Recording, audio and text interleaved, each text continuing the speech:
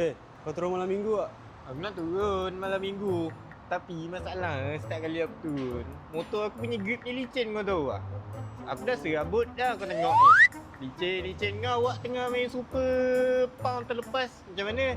Tak apa. Kalau macam tu, kau pakai ni lah. Apa benda ni? Inilah print M1. Apa function ni? Okey. Kau bagi aku. Ni bukan nombor main badminton ni.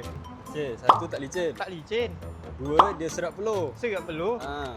Cepat kering. Cepat kering. Lepas tu dia kurangkan getaran. Kurang getaran. Yes. Boleh fly tanpa rasa melekit lah. Betul. Gila.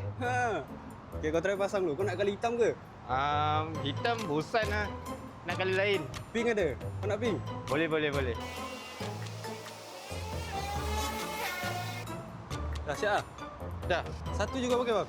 Dah throttle aku belah kanan. Banyak bunyi je lah kau ni.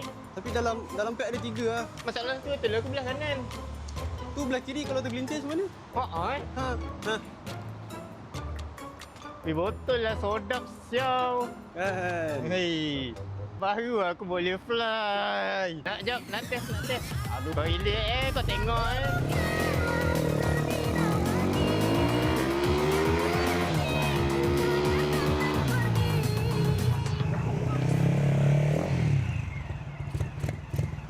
Macam mana? Sedap ke tak sedap? Highway KL Seremban ready Okey.